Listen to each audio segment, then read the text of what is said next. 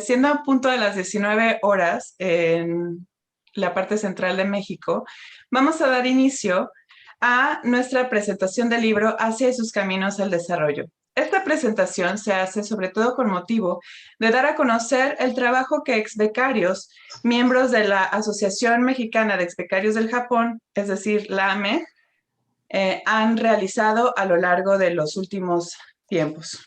Muy bien. Para comenzar, vamos a tener a nuestro ponente, a nuestro primer ponente, Adolfo Laborte, el doctor Adolfo Laborte, que es doctor en Relaciones Internacionales por la Facultad de Ciencias Políticas y Sociales de la Universidad Nacional Autónoma de México, la UNAM, y cuenta con estudios de doctorado en Cooperación Internacional por la Universidad de Kobe, Japón. Cuenta con una estancia postdoctoral en el Departamento de Estudios México-Estados Unidos de la Universidad de Arizona, Estados Unidos. Su línea de investigación son Asia-Pacífico, Negocios, Relaciones Internacionales. Ha publicado 17 libros sobre temas internacionales, así como varios artículos en revistas especializadas y periódicos de circulación nacional e internacional sobre su especialidad. Trabajó también en la Embajada de Japón en México como director de información en el periodo de 1996 al 2000. Asimismo, se desempeñó como ejecutivo de la multinacional Sojitz Corporation, donde desarrolló negocios internacionales y numerosos proyectos de infraestructura entre los años 2006 y 2010. Fue profesor investigador en el TEC de Monterrey del 2010 al 2017 y de la Facultad de Economía y Negocios de la Universidad de Anáhuac, México, del 2017 a 2021 y de la Facultad de Ciencias Políticas y Sociales de la UNAM del 2006 al 2021. Desde el mes de febrero de 2021 se desempeña como ministro en Japón por parte de la Secretaría de Economía en México. Sin más preámbulo, vamos a cederle la palabra al doctor para que nos exponga su trabajo. Muchísimas gracias, Mariana, te agradezco y quiero darle también la bienvenida a toda la gente que nos acompaña, ya sea por esta plataforma o Facebook. Darle las gracias a mis colegas, a Citlali, a Hilda, a Octavio, por supuesto, que tuvieron la amabilidad de participar en este evento. Yo solamente quiero hablar del libro en términos del proceso de desarrollo de su contenido, los esfuerzos que se hicieron. Describiré brevemente en qué consiste el libro, porque aquí está Octavio y aquí está Citlali y aquí está Hilda, quien, te repito, amablemente se van a concentrar en desmenuzar, criticar y por supuesto hablar sobre los contenidos del propio. Pues es una obra que se desprende de un primer libro que realizamos hace aproximadamente 2 años también sobre el desarrollo en Asia. Quisimos, en el contexto de la coyuntura que vive el país, traer a colación, traer a la mesa de discusión algunos modelos de desarrollo. Y cuando hablamos de modelos de desarrollo, pues nos hablamos de una infinidad de procesos. Estamos hablando de desarrollo económico, desarrollo tecnológico, desarrollo empresarial, desarrollo educativo, y son los temas que precisamente a lo largo de los capítulos que se abordan en el texto, pues se presentan. Voy a ver si tengo la posibilidad no creo que no puedo compartir, porque quería mostrarles brevemente en qué consiste cada uno de los diferentes capítulos, hablar un poco de la naturaleza, y aquí lo tengo, perdón, aquí lo tengo, hablar un poco de la naturaleza del texto, porque es un texto, repito, pues que tiene una faceta muy interesante. Es un libro que desde la perspectiva muy práctica, tiene pues un abordaje desde diferentes aristas, desde diferentes elementos que tienen en el entender de lo que es pues el ámbito multidisciplinario. Aquí lo tenemos, repito, este es el texto, repito, es un texto que tiene que ver con un esfuerzo multidisciplinario, interinstitucional, que tuve la dicha de coordinar. Es un libro que está escrito, repito, desde la lógica de diferentes apreciaciones. Básicamente en el primer capítulo hablamos de cuál es la experiencia de China. Aquí pues hay todo un debate si Taiwán o no es un país, pero bueno, han hecho cosas muy interesantes y ahí invitamos a Camilo que nos hablara un poco de cuál es el concepto de organización cultural de las famosas pymes, ¿no? De los procesos de ejecutivos, en los procesos de expansión en el contexto global. Tenemos también desde una perspectiva latinoamericana cuál es la cooperación educativa de China o con China, que me parece fundamental para entender lo que se está haciendo en temas del poder suave, del cual se ha hablado demasiado y que a veces no conocemos y que tenemos pues muchas dudas al respecto. Este capítulo habla desde esta perspectiva. Mercedes lo escribe. Camilo, repito, es un investigador que está en Taiwán. Mercedes es una investigadora que está en China, una investigadora argentina. Y por supuesto tenemos el capítulo del desarrollo económico de Taiwán para poder entender la abundancia pues de las pymes, ¿no? Cómo estas pymes han tenido una inserción de la política económica, de proyección de la política industrial, que de alguna manera se han convertido en el motor de una gran cantidad de países en Asia, específicamente estos que han tenido un desarrollo pues muy loable en los últimos años. Capítulo 2, tenemos el trabajo de nuestro buen amigo Juan José Ramírez, investigador del Colmex, que él nos habla de la cooperación bilateral entre México y Corea. Es un gran texto porque nos habla cómo la geoeconomía tiene que ver con estos procesos de integración horizontal de las cadenas productivas y cómo también la cooperación hacia el desarrollo ha reflejado pues una estrategia muy específica de Corea a ver a México como una plataforma de la reexportación o de lo que se le llama en el comercio internacional el salto arancelario para penetrar a los diferentes mercados con los que México tiene acceso. México es la plataforma de acceso de muchos mercados, eso no hay que olvidarlo, y ahí pues el doctor Juan José hace un análisis agudo sobre esa perspectiva. Capítulo 5, rápidamente, tenemos la evolución de la industria automotriz en el caso de Corea del Sur. Habla la investigadora Alejandra, que pertenece a la Universidad de Nuevo León, de una específica política industrial del Estado que tiene que ver con la coyuntura de la expansión de los intereses económicos e industriales de Corea en el mundo, especialmente en México, y nos aborda, repito, cómo se ha dado esa expansión y cómo México lo ha podido aprovechar en el contexto de esta participación o internacionalización de la empresa coreana.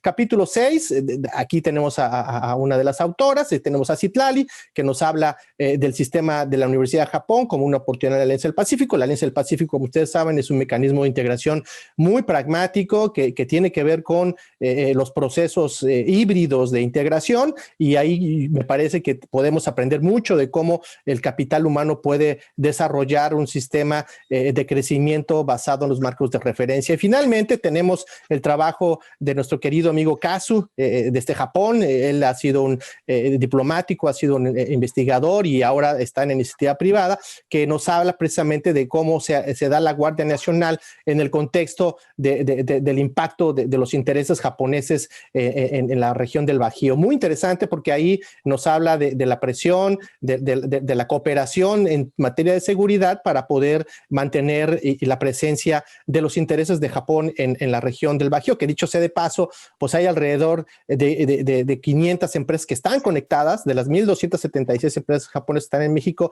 500 están conectadas con esta industria automotriz que se ha integrado desde una perspectiva de los procesos de focalización y de eficiencia que tiene que ver con Japón.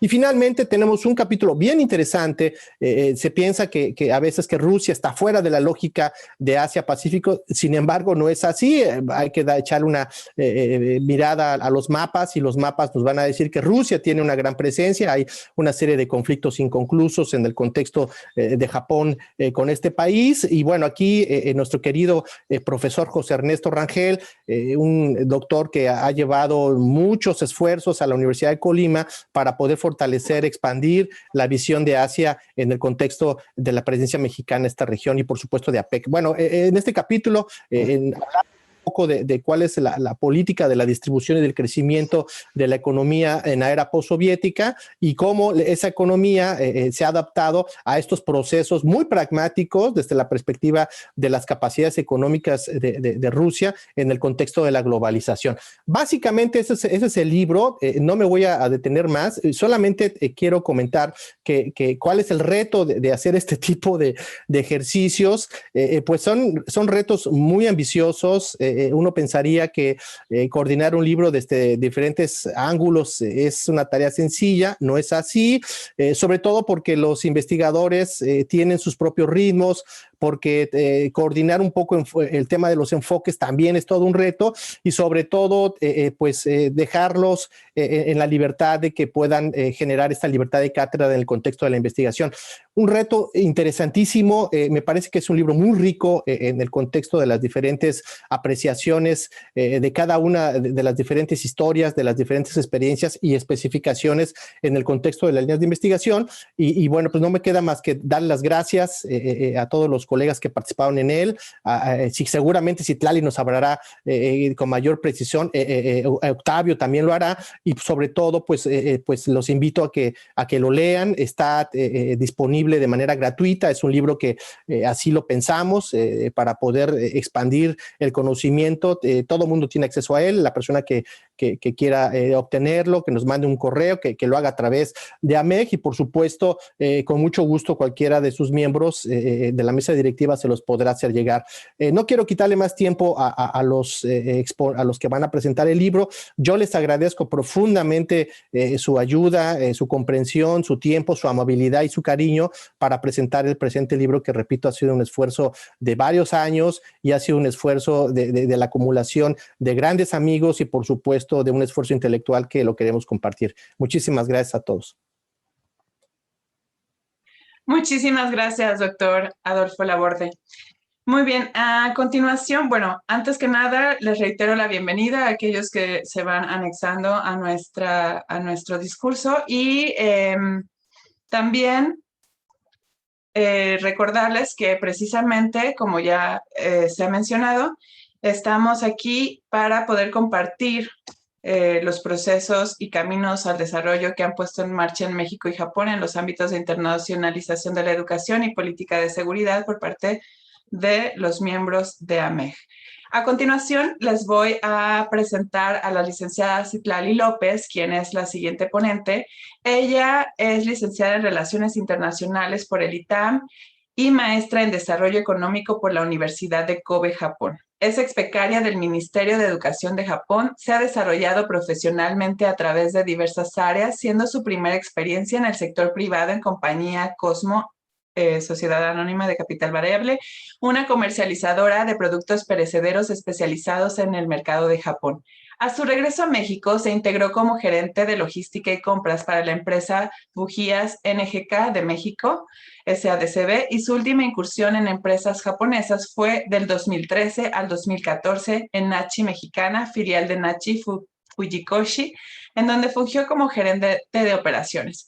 En la academia se ha desempeñado por 11 años como profesora de cátedra en la Universidad Anáhuac México Sur, en el ITESM Campus Santa Fe y en la Universidad Iberoamericana y actualmente en la Universidad Anáhuac México Norte.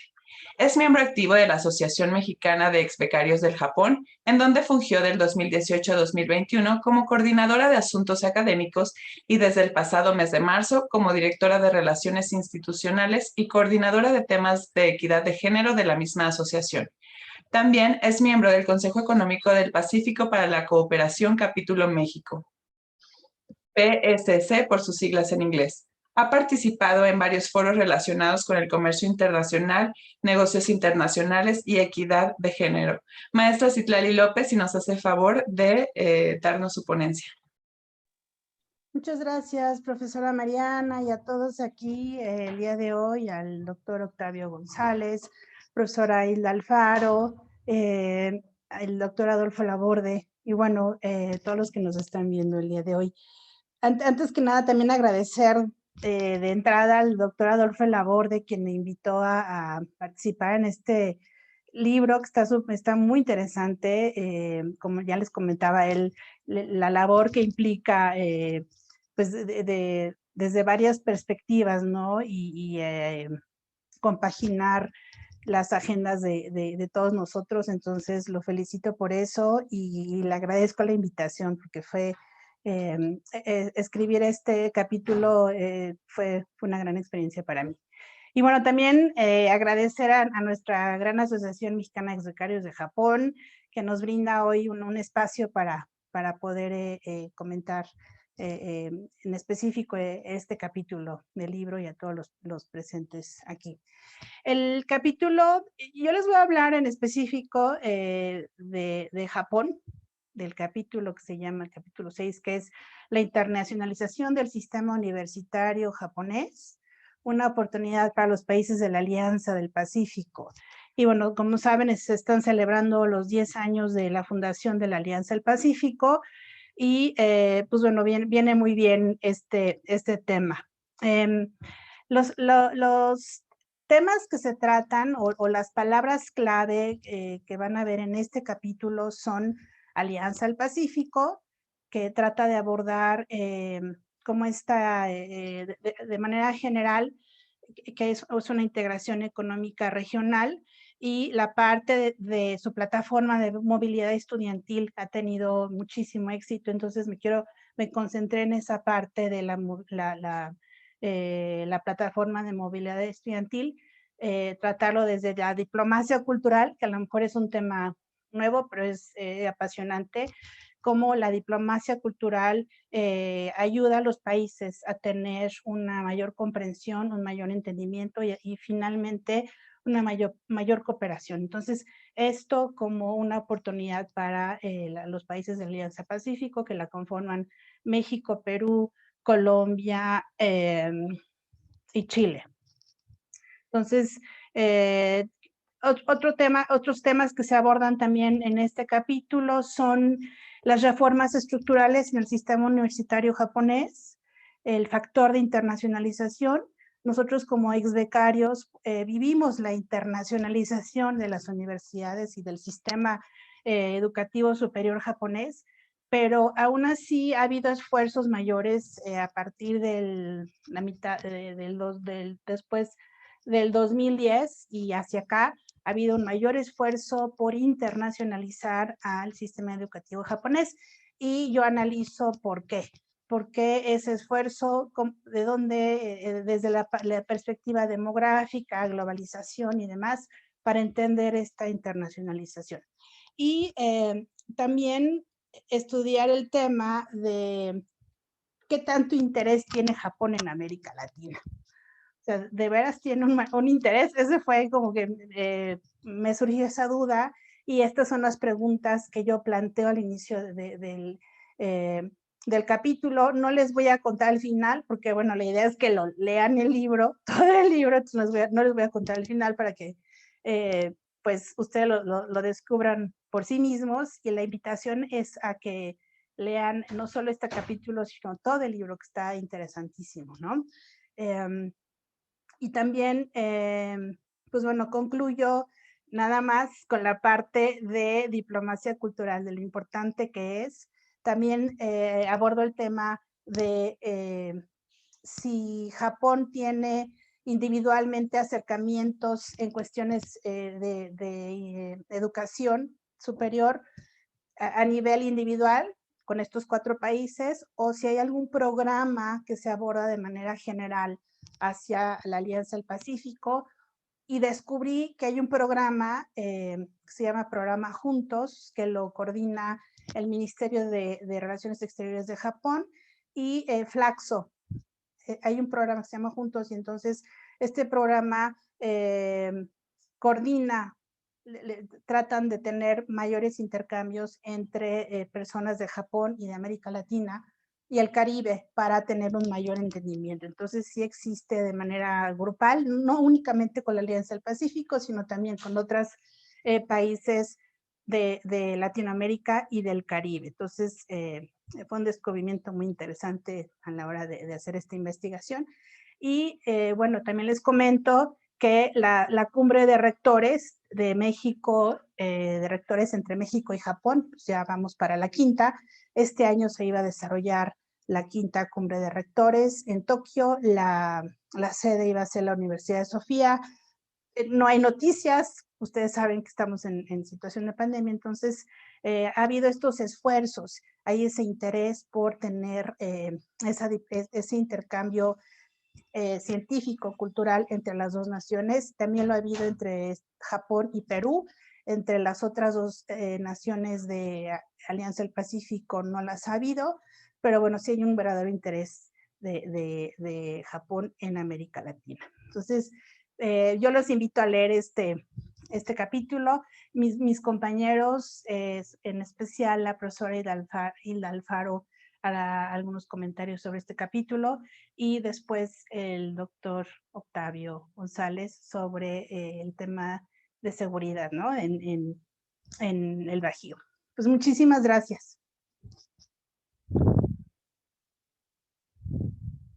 Muchísimas gracias a ti y a continuación vamos a dar paso precisamente a estos comentarios. Vamos a comenzar escuchando, como ya lo decía nuestra compañera, la maestra Citlali López, al doctor Octavio González. Voy a introducirles brevemente. Él estudió la licenciatura en Relaciones Internacionales en la Universidad de Guadalajara. Actualmente es investigador postdoctoral en el Centro de Relaciones Internacionales, también en la FCPIS de la UNAM. Es doctor en Estudios del Desarrollo Global por la Universidad Autónoma de Baja California y maestro en Economía Política Internacional por la Universidad de Tsukuba, en Japón. Adicionalmente, Octavio cursó estudios doctorales en Ciencia Política de la Universidad Libre de Berlín y recibió entrenamiento en Paz y Resolución de Conflictos en la Universidad de las Naciones Unidas en Tokio. Ha laborado en los 3 poderes del gobierno federal mexicano e impartido clases de licenciatura, maestría y doctorado en diversas universidades mexicanas y extranjeras, tales como la UNAM, la Pontificia Universidad Católica de Río de Janeiro, la Universidad de Potsdam, la Universidad de las Américas en Puebla, la Hertie School of Governance y la Universidad Militar Nueva Granada en Colombia. Por otra parte, ha publicado artículos relacionados con la gobernanza global de la salud en revistas indexadas internacionales y en diversos libros. Asimismo, ha impartido cursos sobre paz y resolución de conflictos a las Fuerzas Armadas colombianas. Su último artículo fue publicado en la revista científica francesa Face of Face Regards sur la santé, en coautoría con Axel Ebaud, y se titula Why We Have Not Learned the Lesson. Recibámoslo, por favor. Tiene usted el uso de la palabra, doctor Octavio González. Muchísimas gracias, Mariana. Saludo a todos mis compañeros de la asociación y al público que nos acompaña. Es un placer compartir esta tribuna con el doctor Adolfo Laborde, con mi compañera, la maestra Citlali López, mi compañera también de la asociación Hilda Alfaro, por supuesto, con Mariana, con Ito y con nuestra presidenta Vania de la Vega. Yo lo que voy a hacer es analizar el capítulo denominado The Creation of the National Guard in Mexico, que fue escrito por Katsuhiro Hayashi. Este es un artículo que, desde mi punto de vista, viene a contribuir en un momento en el que estamos enfrentando la que quizás sea la elección más violenta en los últimos tiempos. Y lo señalo puesto que, como ustedes saben, el día de ayer fue asesinada una candidata más, y en este caso se trató de Alma Barragán, precisamente en el estado de Guanajuato, que es en el que el autor se enfoca, candidata de Movimiento Ciudadano. Esa es la noticia del día de hoy en varios periódicos de circulación nacional, y me permiten enmarcar la importancia de este capítulo, que si bien se centra en la creación de la Guardia Nacional, la manera como se constituye, se aprueba, se le da un fundamento jurídico, etcétera, lo cual él reseña muy bien. y lo hace paso a paso y de manera cronológica, también pone el acento sobre la inseguridad en todo el país y particularmente en el Bajío.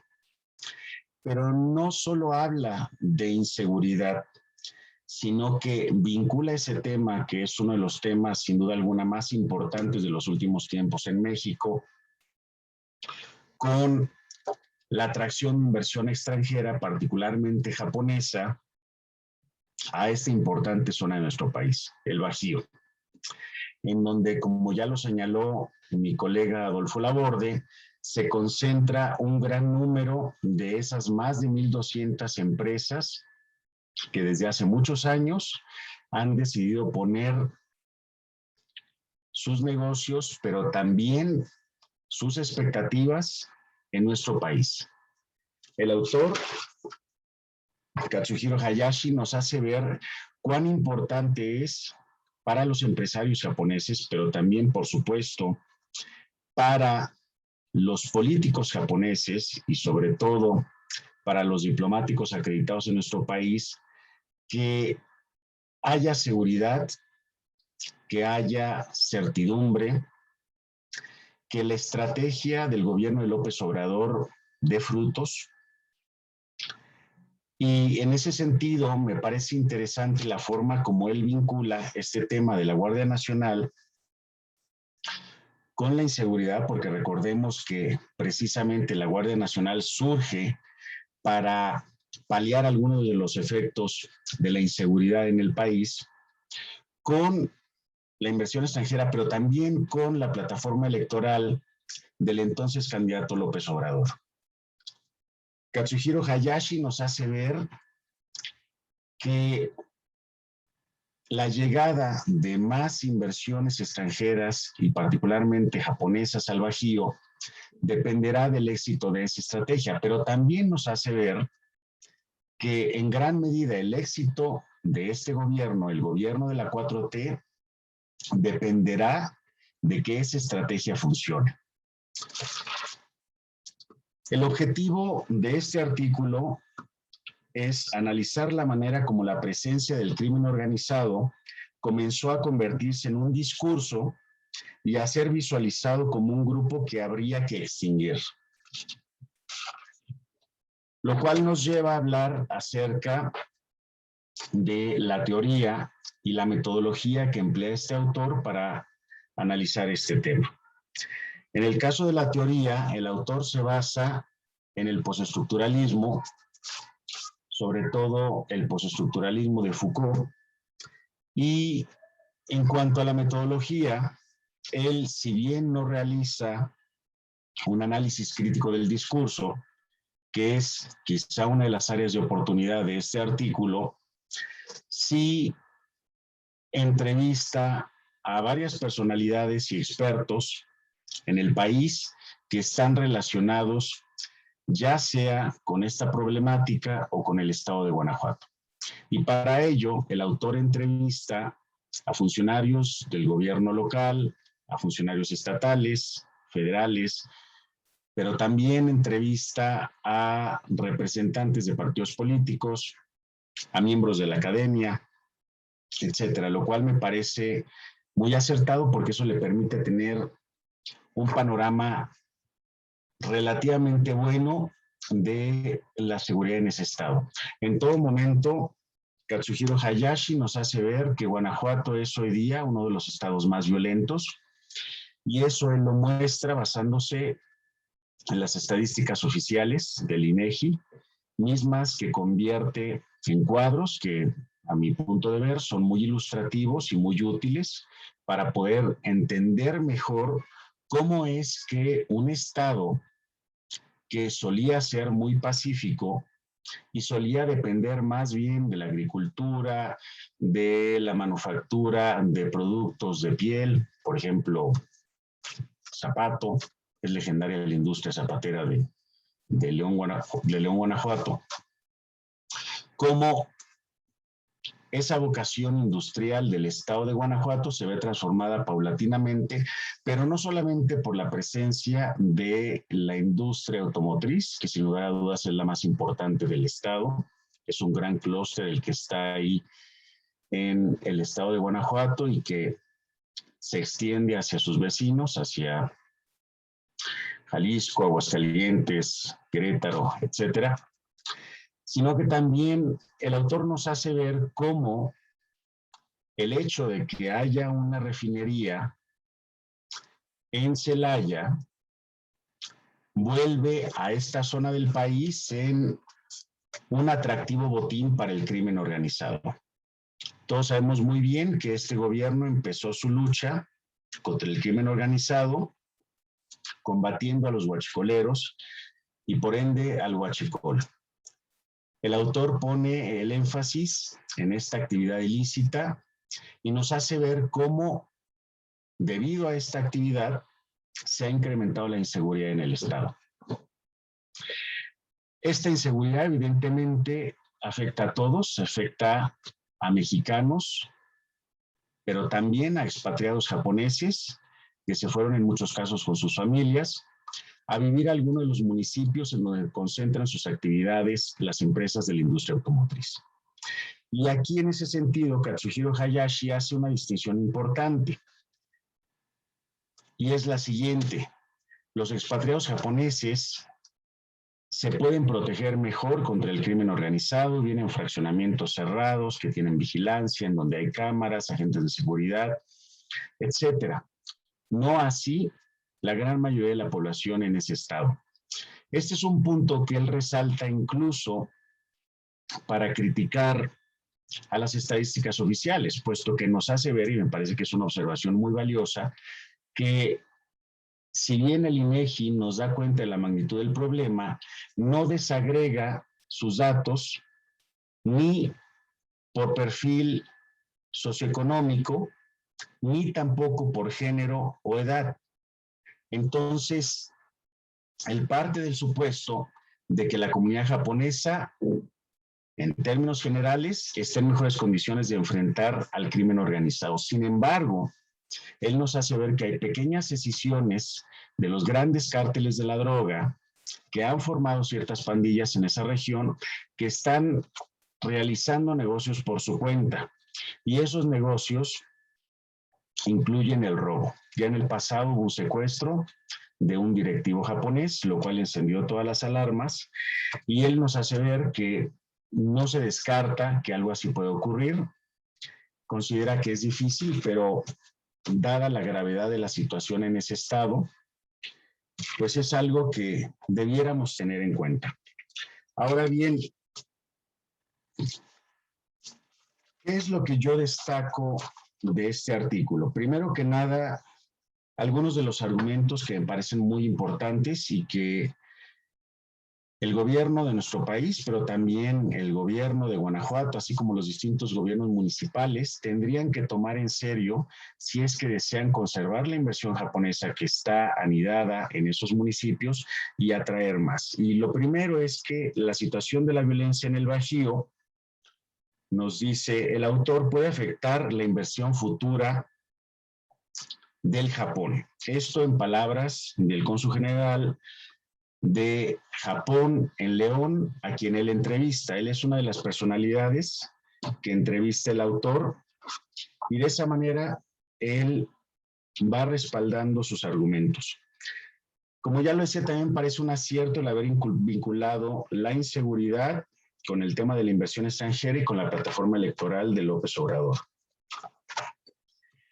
Otro acierto, al menos desde una perspectiva mexicana, me parece que es el de hacernos ver por qué ciertas empresas japonesas no contratan tantos directivos mexicanos o tantos especialistas mexicanos como nosotros, por ejemplo, en la Asociación Mexicana de Exbecarios del Japón, desearíamos. Y él señala que las empresas japonesas se resisten a compartir sus secretos tecnológicos. Entonces, él prende las alarmas porque si desde su punto de vista no se soluciona el asunto de la inseguridad, las empresas japonesas no van a poder traer a más especialistas de Japón. Y como estas empresas no optan por contratar expertos en los lugares donde están asentadas sus fábricas, porque no quieren compartir esos secretos, ni tampoco quieren compartir la cultura organizacional ni la tecnología, pues entonces se corre el riesgo de que esas empresas ya no lleguen a México. Eso me pareció importante porque muchas veces nosotros, exbecarios en el Japón, tratamos una y otra vez, y en ocasiones de manera infructuosa, de entender la mente del japonés, su mindset. Y me parece que aquí el autor hace precisamente eso, nos revela cómo piensan hasta cierto punto algunos empresarios japoneses. Concluyo con algunas críticas y áreas de oportunidad. Señalo como una crítica, y todo esto viene en la página 139, el pretender homogeneizar a la izquierda en América Latina, siendo que es muy diversa. Como segundo punto, él señala que el problema de los cárteles de las drogas fue descubierto al comienzo del sexenio de Calderón, cuando el autor se apoya o dice apoyarse en el postestructuralismo. Entonces tendría que hablar no de un descubrimiento, sino de una construcción en términos discursivos. Como tercer punto, o tercera crítica, el no haber evaluado los gobiernos del PAN y del PRI y decir que los problemas relacionados con el narco fueron encontrados y formados por discursos oficialistas. En esta parte, cuando él señala que ese problema se formó por los discursos oficialistas, retoma al postestructuralismo, pero no cuando señala que estos problemas fueron descubiertos, cuando en realidad sabemos se trató de narrativas que fueron construidas y que fueron perpetuadas por el grupo en el poder. Como quiera que sea, el autor reconoce que ni PRI ni PAN tiene una mejor alternativa a la Guardia Nacional que la que tiene Morena. Asimismo, el autor señala que hay una falta de comunicación y de coordinación entre las autoridades federales, estatales y locales para combatir la inseguridad, que es algo que vemos todos los días.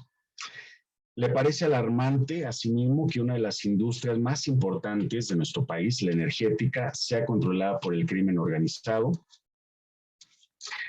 Como un punto positivo, destaco la lista que él nos incluye en la página 151, donde nos dice cuáles son los aspectos positivos y cuáles los negativos de la Guardia Nacional. Me parece que, en síntesis, es un artículo que resulta muy valioso para entender la forma como se ha ido deteriorando la inseguridad de nuestro país, las estrategias que se han implementado, muchas de ellas infructuosas, y también la vinculación que la inseguridad tiene con la inversión extranjera directa y concretamente la japonesa. Yo lo dejaría hasta aquí y les agradezco mucho por haberme escuchado. Muchísimas gracias por tus comentarios, doctor Octavio González. A continuación vamos a pedir la participación de la profesora Hilda Alfaro, a quien tengo el agrado de presentar. Ella es licenciada en Relaciones Comerciales por el Instituto Politécnico Nacional. Se desempeña como profesora de Educación Básica a nivel secundaria de la materia de inglés y fue secretaria de la Asociación Mexicana de Exbecarios del Japón. Realizó una estancia de estudios para la inmersión total en el idioma inglés y herramientas metodológicas y didácticas para su enseñanza en educación básica en el Centro de Enseñanza para Extranjeros de la UNAM, Extensión Canadá. Obtuvo la beca MEX del gobierno japonés para realizar una investigación educativa en la Universidad de Educación de Naruto. Concluyó el curso de actualización en la metodología de la enseñanza del idioma inglés en la Universidad de Texas en Austin. Ganó una beca para el curso Inglés Comunicativo y Diseño de Páginas Web en el Instituto Aptech de Nueva Delhi, India. Cursó la especialidad de enseñanza-aprendizaje del inglés como lengua extranjera en la Universidad Pedagógica Nacional. Cuenta con 2 diplomas de maestra de inglés, uno por la Escuela Mexicana Canadiense de Inglés y el otro por The Anglo Foundation. recibió el reconocimiento como profesora destacada en la evaluación de desempeño docente del Servicio Profesional Docente. Ella es nuestra segunda comentarista y estamos muy dispuestos a escucharla. Adelante, profesora Hilda. Muchas gracias, profesora Mariana, por la presentación. Buenas noches en México, buenos días en Japón. Agradezco la oportunidad que se me dio por parte de la mesa directiva de AMEG para estar con ustedes el día de hoy, comentando el artículo que tuvo a bien escribir la maestra Citlali López, a quien admiro y respeto por su trayectoria, y que aborda el tema de la internacionalización del sistema universitario japonés, una oportunidad para los países de la Alianza del Pacífico, y mismo que forma parte del libro Asia y sus caminos al desarrollo, que fue magistralmente coordinado por el doctor Adolfo Laborde. Bueno, para mí fue un gusto leer este artículo, no solo por la importancia del tema, sino porque pocas veces se profundiza en las oportunidades educativas que tenemos como mexicanos gracias a acuerdos comerciales con otros países.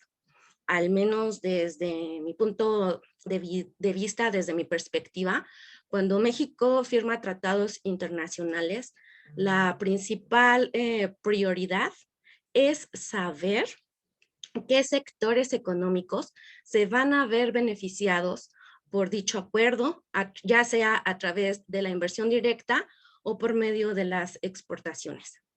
Pero gracias al análisis que hizo la maestra Citlali, podemos vislumbrar que no solo el sector empresarial tiene grandes oportunidades de crecer, el sector educativo también debe ser consciente de las ventajas que traen consigo los intercambios económicos y comerciales con nuestros países aliados. Y sobre todo aprovecharlo, no solo para que busquemos mover capital humano a través de los intercambios estudiantiles, sino también para que tomemos como ejemplo, que es el propósito de este libro, poner ejemplos para México, de los esfuerzos que se están haciendo, en este caso en Japón, quien es el estudio de caso en pro de la internacionalización de su sistema universitario, y para que las universidades mexicanas en conjunto con el gobierno mexicano pues también busquen de alguna manera un sistema de educación superior que nos permita enfrentar con éxito los retos de la globalización. El artículo que escribió la maestra Citlali está muy bien diseñado para llevarnos de la mano a la par que va respondiendo preguntas que ella misma ha planteado. Esto para mí fue muy bueno porque a pesar de que yo no estoy tan adentrada en temas de alianzas económicas o de tratados internacionales, pues sí me permitió ver cuál era la intención del artículo. La primera parte, ella aborda la pregunta de ¿qué es la Alianza del Pacífico? Y para responderla, ella nos da el marco teórico de qué es la Alianza del Pacífico, quiénes son los países que la integran, cuáles son las aspiraciones a las que se llegó con esta alianza y sobre todo cuál es la importancia que tiene la movilidad estudiantil y académica para este acuerdo. En la segunda pregunta, ella nos habla, como bien mencionó, acerca de si hay ya una movilidad estudiantil y académica entre los países que conforman el bloque de la alianza con Japón, y si esta movilidad existe de manera unilateral, Japón con cada uno de los países o con todos como bloque. Para poder dar respuesta a esta pregunta, la maestra Citlali primero analizó cuáles son cuál es la movilidad estudiantil y académica que hay entre los mismos miembros de la Alianza del Pacífico. En este rubro, atinadamente, nos explica los tipos de beca que hay y que probablemente muchos no conocemos, y sobre todo cuáles son las áreas de interés en las que se dan estas becas. Como están de acuerdo que si el propósito de la Alianza del Pacífico es generar mayor desarrollo en diversas áreas, las becas que se van a dar en esa intención se enfocan también en esas áreas del conocimiento.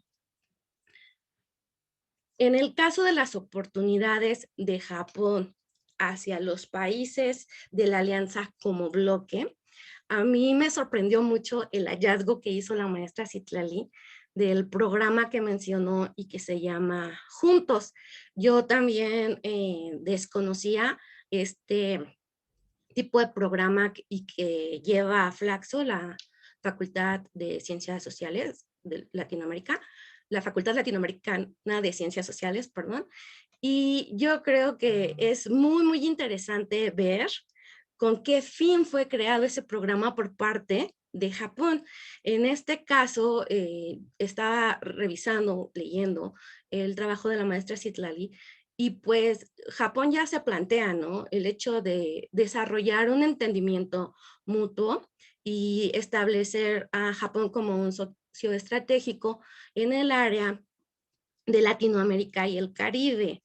Este tipo de programas pues es muy importante porque, como mencionaba el doctor Octavio, en el caso de la contratación de personal especializado, muchas veces sí entiendo que los japoneses cuiden sus secretos, pero muchas veces también depende de que los mexicanos o las personas que van a contratar no estén totalmente absortas o tengan pleno conocimiento de cómo se desarrolla la cultura japonesa.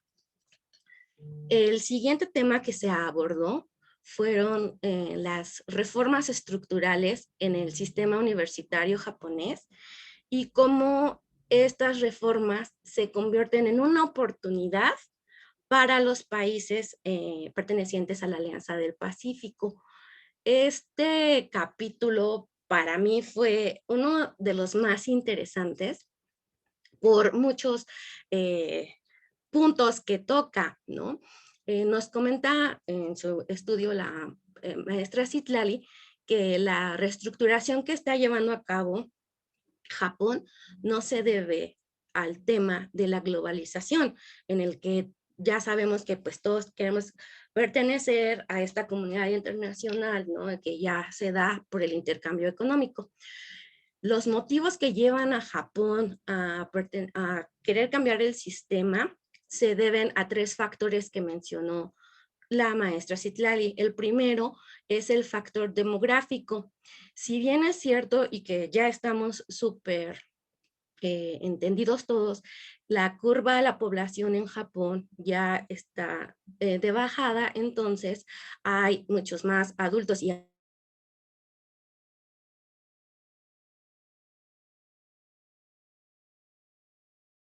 adultos mayores que niños y jóvenes estructuren, porque nosotros de hecho teníamos el... Ay, ¿sí me escuchan? Sí, ya te estamos escuchando. Por un momento se fue la señal, pero sí pudimos alcanzar a terminar tu idea. Ay, muchas gracias, profesora Mariana. Sí, les comentaba de la curva de la población, es un factor bien importante porque de acuerdo a nuestra idea de Japón y a la romantización que hemos hecho, investigación que todos tenemos, es que para entrar a una universidad japonesa los exámenes son muy difíciles y los alumnos se preparan hasta con clases extra después de clases normales para poder presentar ese tipo de exámenes. Sin embargo, eso sucedía porque el número de alumnos que querían entrar a las universidades era mucho mayor al número de lugares que ofertaban las mismas. Sin embargo, con el cambio de la curva de la población, ahora tenemos que hay más lugares que alumnos que quieran entrar a la universidad. Eso ha creado que haya una flexibilización en cuanto a los procesos de admisión y a que se busque también que haya un mayor número de alumnos extranjeros como para cubrir la cuota de alumnos. Otro de los puntos que está llevando este cambio, esta reestructura, es el factor del estancamiento económico. Y esto que ya se venía viendo desde que le llaman que se rompió la burbuja y que empezó a tener problemas económicos Japón, se ve claramente reflejado en el nulo desarrollo de las tecnologías de la información y la comunicación. Y aquí, por ejemplo, esto es algo que nosotros no esperaríamos de un país desarrollado de primer mundo. Yo aquí entendí por qué entonces, cuando yo dije voy a estudiar en Japón, cómo está la educación básica, iba con una idea de que en Japón, como es un país altamente desarrollado, entonces en las escuelas primarias, secundarias, tendrían acceso a todo tipo de tecnología, tal vez el uso de las tablets ya fuera común. Si aquí nosotros sabíamos de la existencia del pizarrón electrónico, probablemente en Japón todos manejarían el pizarrón electrónico. Y sin embargo, cuando llegamos a Japón y nos damos cuenta que sigue siendo una cultura del papel, que los alumnos no están tan versados en el uso de la tecnología, pues sí representa como un shock de las expectativas que nosotros tenemos. Esto ha influido en que se considere que los egresados de las universidades japonesas no están alcanzando los niveles de competitividad de los egresados de otras escuelas a nivel mundial. El tercer pilar o el tercer factor que nos presenta la maestra Citlali y que fomentó la reestructura, fueron los cambios políticos, ¿no?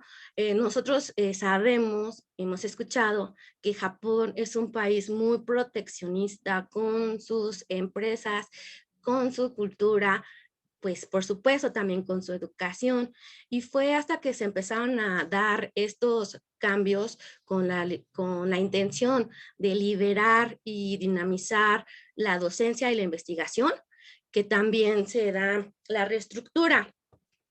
¿Y esto por qué? Porque entonces se empezó a generar un tipo de autonomía para las universidades y ellas ya pudieron empezar a actuar bajo sus propios criterios e ir más allá con tal de sobrevivir, ¿no? Porque ya son más universidades y son menos alumnos. Si las universidades quieren seguir, tienen que crecer y antes no podían hacer tan libremente porque todo lo dictaba el MEXT, que es como la SEP de México.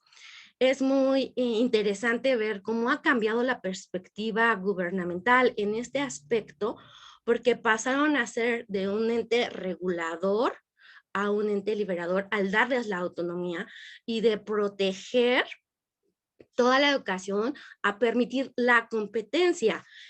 Uno de los ejemplos que nos pone la maestra Citlali, por ejemplo, es el Top Global University, que es una iniciativa muy interesante en la que 37 universidades son seleccionadas y se pretende que los egresados de estas universidades seleccionadas, al término de sus estudios, ocupen posiciones de liderazgo y tengan también experiencia laboral en el extranjero.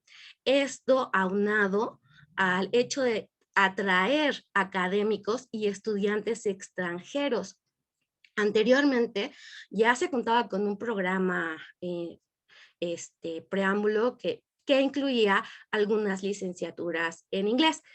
Todo esto, por supuesto, con la finalidad de que los estudiantes también tengan la oportunidad de tener experiencias interculturales dentro del país.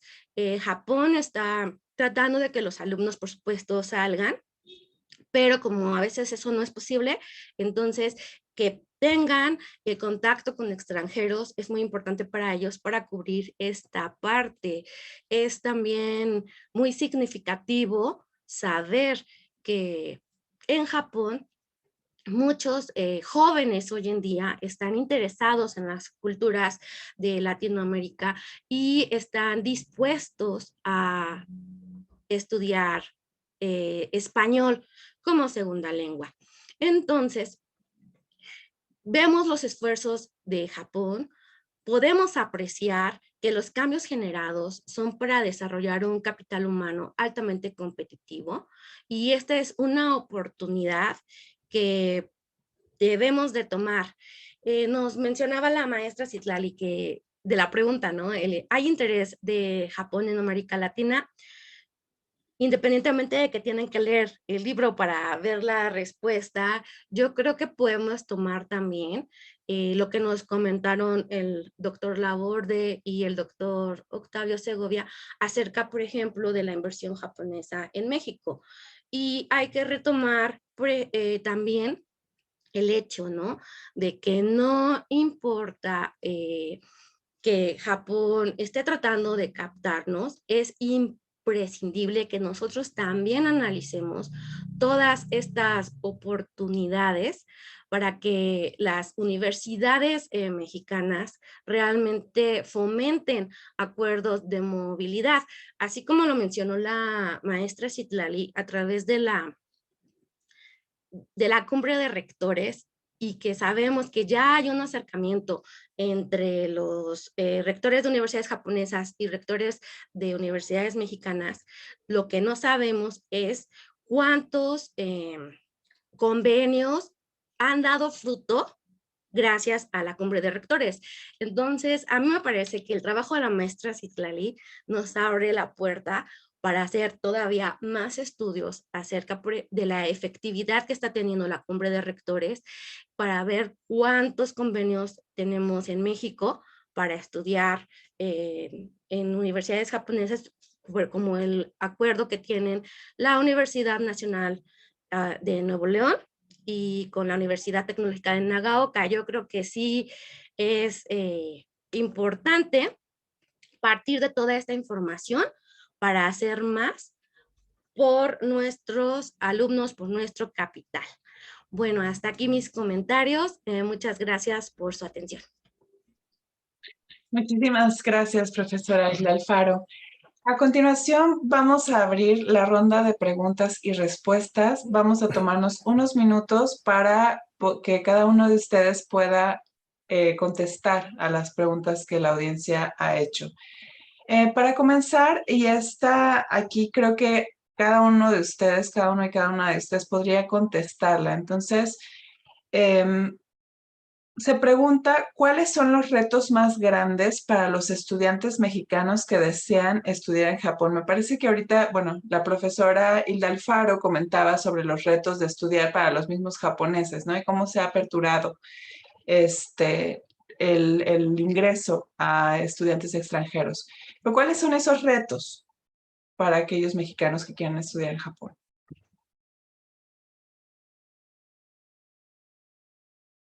Sí, Muy adelante, bien. adelante, Citlali. Citlali, por favor. Sí, bueno, de entrada el idioma.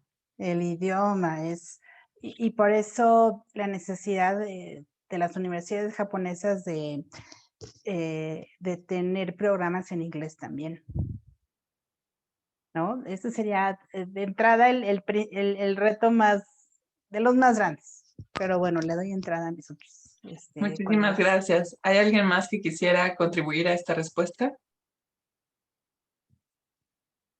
Sí, sí, adelante, por favor, Hilda, y después nosotros, después Octavio, si tiene algún comentario, y después yo. Adelante, gracias. Gracias. Yo creo que uno de los retos de los alumnos mexicanos es la idealización que tenemos de Japón antes de ir, porque muchos nos dejamos de llevar por información, lo más bonito que hay, ¿no? Y cuando llegamos allá nos damos cuenta que es un sistema totalmente diferente, nos cuesta trabajo en muchos casos adaptarnos, o ser parte de su cultura, y eso a lo mejor es algo que no habíamos previsto antes. Entonces, a pesar de que es un país muy bonito, muy seguro y todo, pues también tiene esa parte de la cultura que nosotros a lo mejor todavía no nos queda muy clara antes de ir. Yo creo que un reto de los mexicanos que van es ese, ¿no? Entender que nosotros vamos a hacer, a aprender y a ser parte de sus de ellos. O sea, ellos no van a cambiar porque nosotros vamos y no podemos esperar que cambien. Entonces, eso a mí me parece bien importante, porque si no, luego surgen como temas de frustración, ¿no? De por qué no puede ser como en mi país, en donde a lo mejor aquí la educación desde primaria, educación básica, se quiere que los alumnos sean críticos, reflexivos, que sean capaces de dar sus opiniones. Y en el sistema japonés todavía está el respeto al maestro y el no decir pues mucho de lo que se piensa por ese respeto. Entonces, a veces no nos queda como, nos cuesta trabajo cambiar ese chip de decir, bueno, sí está bien, voy a hacer lo que mi maestro, mi sensei dice. Eso también es un reto que forma parte de del intercambio cultural.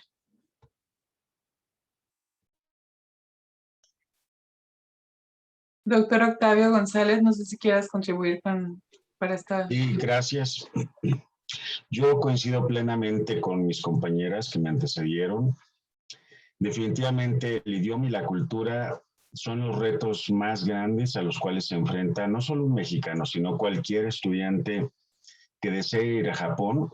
De ahí que yo le recomiende el que por lo menos un año y de manera intensiva se pongan a estudiar tanto el idioma como la cultura japonesa aquí en México. Los invito también a que consuman lo más posible la cultura japonesa en todas sus vertientes, para que, tal como decía mi compañera Hilda, no se lleven sorpresas en Japón. A nosotros siempre nos recomendaron ir a comer a los verdaderos restaurantes japoneses, puesto que lo que uno ahí come es completamente distinto a lo que comemos en los lugares de sushi mexicanos, que están completamente tropicalizados.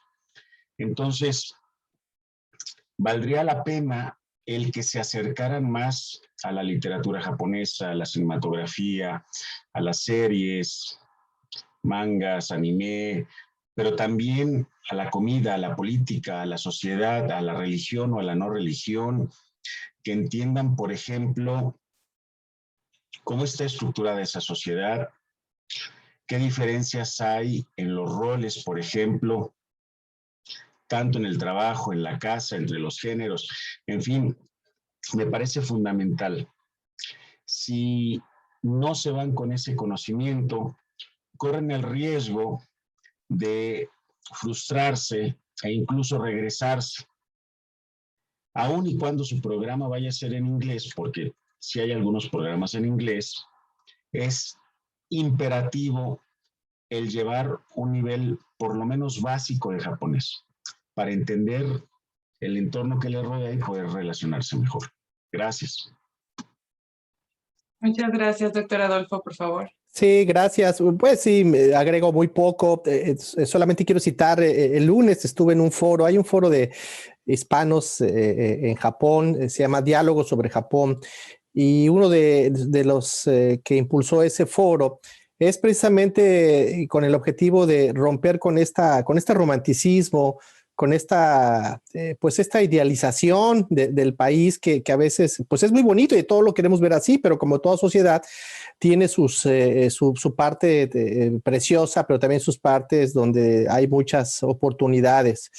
Verlos desde una perspectiva objetiva, clara, no querer que llevarte los ojos de México a Japón o de cualquier país, como bien lo comenta Octavio, sino entender que es un país que tiene su propia lógica, sus propios procesos, su propia historia, ¿no? Sus propias pues, contradicciones como toda sociedad, y realmente estar abierto a eso, a aprender, a entender, no tratar de imponer nuestra visión, porque desde el punto de vista de la organización y desde el punto de vista filosófico y religioso, son diferentes, ¿no?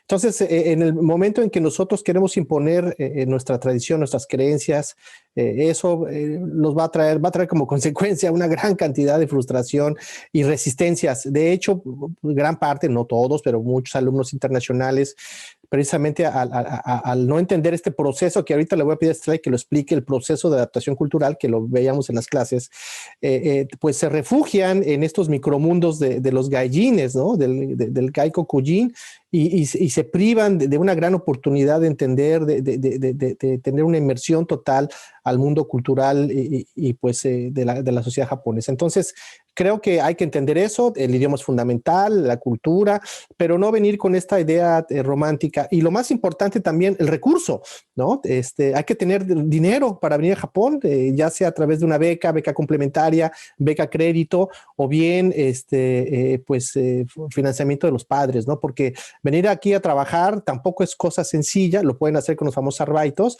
pero cuando vienes a estudiar, o vienes a trabajar, ¿no? Y eso creo que es parte del proyecto de vida de cada uno de nosotros. Gracias. Citlali, háblanos un poco, si tienes un minuto, de este proceso de adaptación del cual hablábamos, ¿te acuerdas?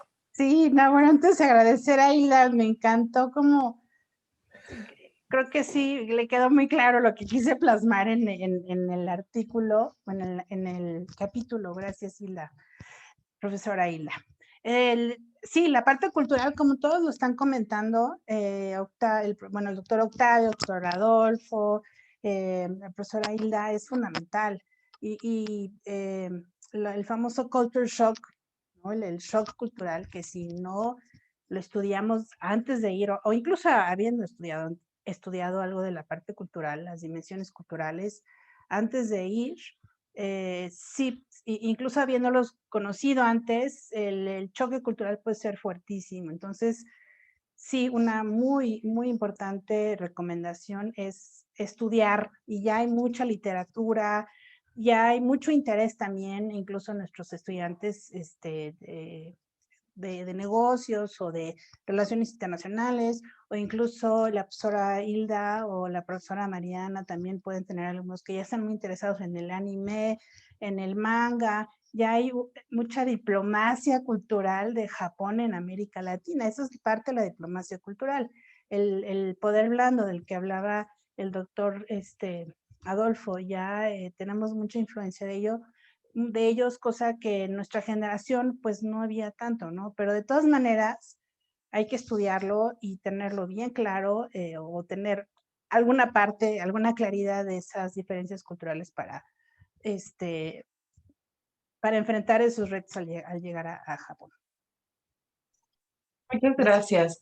Citlali, nos gustaría que nos contestaras también la siguiente pregunta, que es si consideras que las becas a estudiantes extranjeros del gobierno japonés forman una parte importante de su estrategia para combatir la riesgosa disminución en la población económicamente activa. Sí, sin duda. Uno de los elementos de estas reformas estructurales del sistema educativo superior japonés tiene que ver, como lo comentó la profesora Hilda, con la demografía.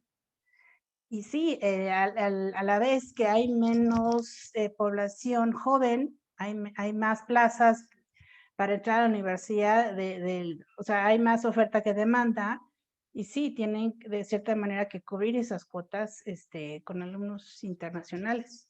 Incluso en la cuestión laboral, también cuando yo estudié ahí, graduarse de una universidad japonesa y buscar trabajo, quedarse a trabajar ahí era casi imposible. Y hoy en día ya existen redes, incluso de exbecarios del Ministerio de Educación japonés y demás, que hacen esfuerzos por buscar trabajo dentro de Japón, habiéndose graduado de alguna universidad japonesa. Entonces, ya sigue siendo difícil, pero ya es menos difícil porque hay escasez de mano de obra joven en Japón. Muchas gracias, maestra Citlali.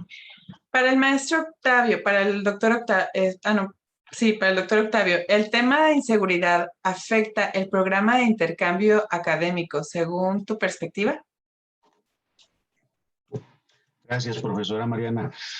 Yo considero que sí, y lo afecta no solamente con Japón, sino con todos los países con los que tenemos acuerdos. Todos seguramente recordamos los terribles acontecimientos que sucedieron en el campus del TEC en Monterrey, en donde fallecieron 2 estudiantes.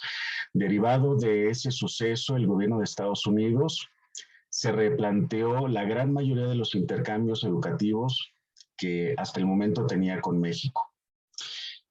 Y si eso es así con los Estados Unidos, con mayor razón para Japón. Para Japón es fundamental la seguridad de sus ciudadanos. Entonces, no enviarían a ningún estudiante japonés a nuestro país si los problemas de inseguridad persisten o se agravan, como hemos estado viendo en el caso del estado de Guanajuato. Es, por lo mismo, otra tarea pendiente de este gobierno, del gobierno federal, pero también de los gobiernos locales. Cómo lograr una mejor coordinación, cómo disminuir esos índices de inseguridad, porque como señala el autor del capítulo que yo analicé, derivado de esa inseguridad, el gobierno japonés ya le prohibió a sus ciudadanos ir a un lugar como Celaya o Salamanca, que son puntos rojos en el estado de Guanajuato. Muchas gracias por tu respuesta, Octavio. Para el doctor Adolfo, ¿cuál sería la importancia del papel de los mexico-japoneses o descendientes de mexicanos y japoneses, también conocidos como Nikkei, en la relación de México con los países en Asia?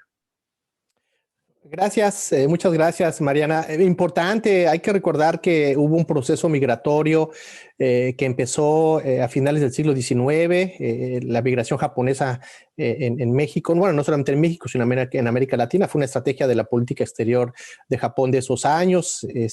Hay un artículo que escribí en una revista hace algunos años sobre eso, se los puedo enviar con mucho gusto, pero fundamental, la primera, la segunda, la tercera, la cuarta generación sigue siendo un puente muy importante entre Japón y los países a los cuales envió esta población, ¿no? Había ahí una estrategia no solamente geopolítica, sino también económica, ¿no? Era establecer lazos en los países donde había intereses económicos. En el caso de América Latina hablamos de Brasil, Perú, México, por supuesto. A principios creo que fue 1911, hubo un acta en Estados Unidos, el Acta de Caballeros, que prohibió la migración asiática, y esa acta pues obligó a que la mayor parte de los japoneses que querían venir a América Latina o América se desplazaran a otras regiones de América Latina. Pues por eso vamos a ver japoneses en Bolivia, en Argentina, en Venezuela, en Colombia, en la propia Cuba, y bueno, en el sureste mexicano. Entonces sí, ha sido fundamental, sigue siendo. Hay un programa del gobierno japonés para atender a los Nisei, Sanseis, a los Yonsei, les dan becas, hay una asociación muy robusta en México que tiene sus diferentes reuniones, han estado presentes en las empresas antes de que hubiera esta participación de los mexicanos que no son mexico-japoneses en la industria japonesa, pues ellos eran precisamente los que hacían ese trabajo, ¿no? El trabajo de intérprete, el trabajo de puente de entendimiento entre la cultura mexicana o latina y la japonesa.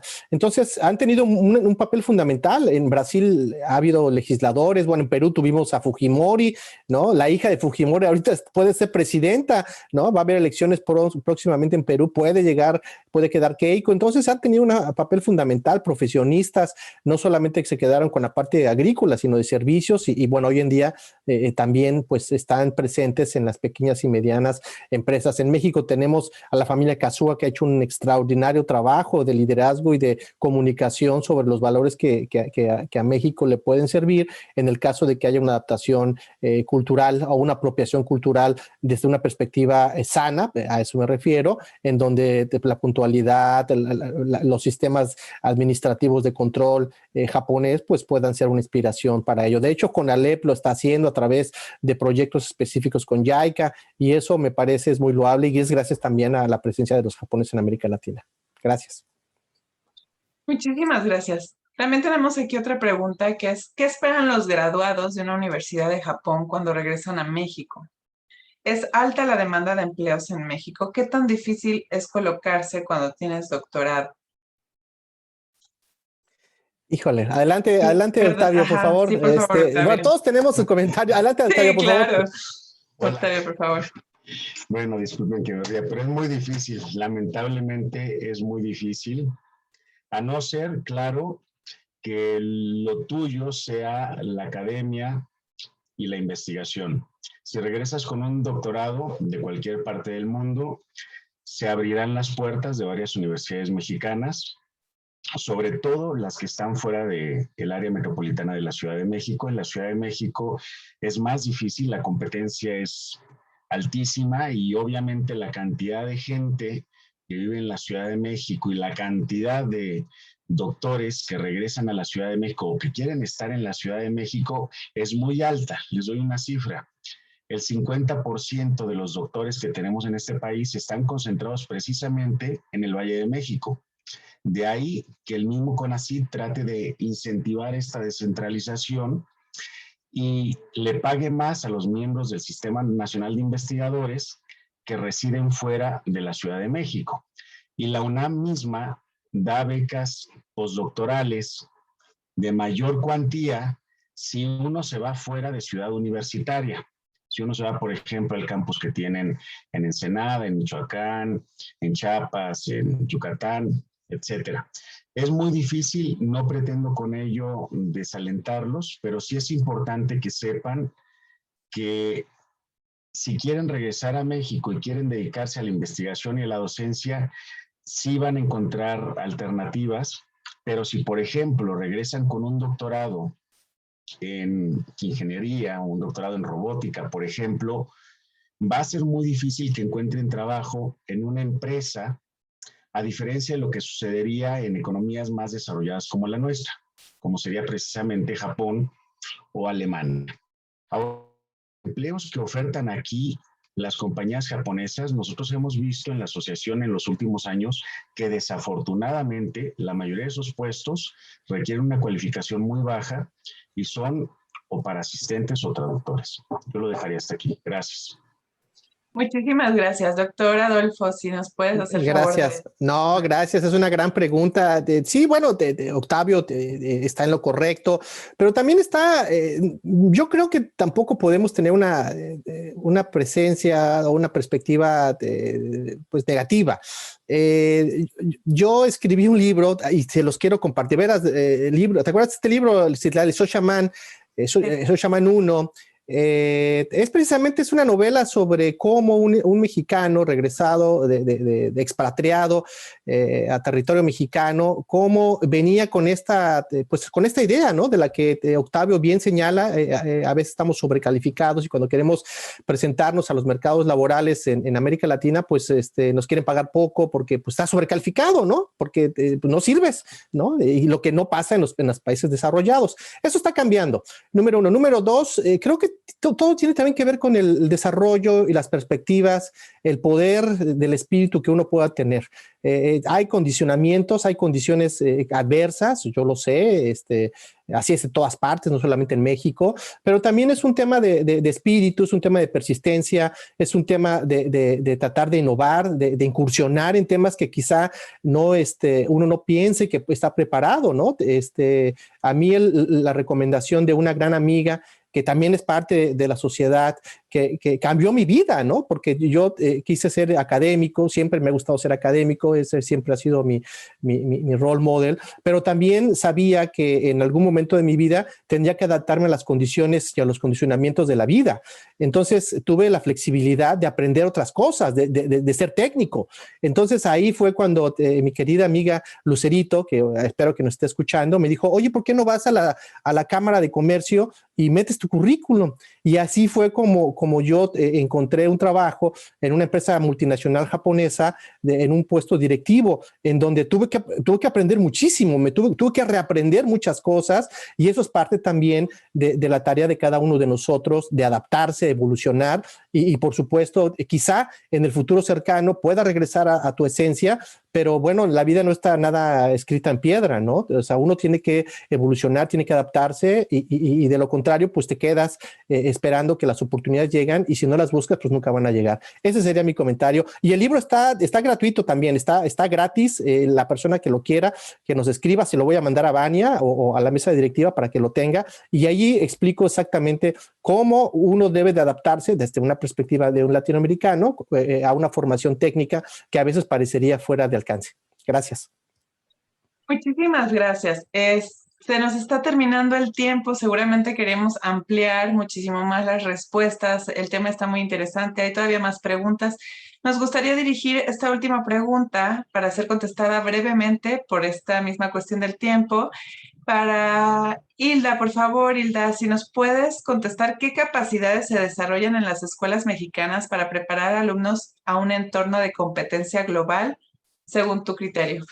Sí, de acuerdo a lo que vemos, la educación en México ahora está basada en competencias, precisamente para desarrollar que los alumnos tengan más facilidad de ser parte de una cultura global, empezando por el idioma, que es bien importante, y en el que, a comparación de Japón, hemos tenido mejores resultados en cuanto al aprendizaje del inglés, sino tanto porque se enseñe en escuelas públicas, porque sí se considera fundamental por parte de los alumnos aprender el idioma cuando ya están en licenciatura, y eso ha permitido que pues puedan desarrollarse laboralmente en otros lados, en otras empresas internacionales. El hecho de que estemos tratando de educar a los niños para que ellos puedan resolver situaciones, para que sean más reflexivos y para que tomen en cuenta factores interculturales, también es parte de lo que les va a ayudar a ser más funcionales en una sociedad global. Eso. Muchísimas gracias por tu respuesta, profesora Hilda. Muy bien, vamos a cerrar esta charla, esta presentación del libro. Tenemos que reiterarles una vez más, por supuesto, que es un libro de acceso gratuito. Vamos a tenerlo por medio de la AMEG, entonces por favor, para que quien lo quiera adquirir se contacte con la AMEG a través de sus diferentes canales. Asimismo, también, bueno, darles las gracias a nuestros panelistas, a nuestras panelistas y a todos aquellos que nos estuvieron siguiendo a través de este foro. También queremos recordarles que así como esta es una actividad de la AMEG, de la Asociación Mexicana de Expecarios del Gobierno de Japón, tenemos distintas actividades en distintos momentos del año y nos gustaría que estuvieran pendientes de ellas en nuestras redes sociales. Habrá más webinars en las siguientes semanas. Muy bien. Sin más que decir, por el momento estaríamos cerrando esta charla muy agradable. Muchísimas gracias a todos. No sé si alguien quiera dar unas últimas palabras de despedida. En caso contrario, bueno, les reiteramos nuestro agradecimiento y seguimos en comunicación a través de nuestras redes sociales. Muy buenas tardes. Gracias. Bye. Muchas gracias. Adiós. Gracias a todos. Hasta pronto. Gracias, Bye. hasta luego. Bye.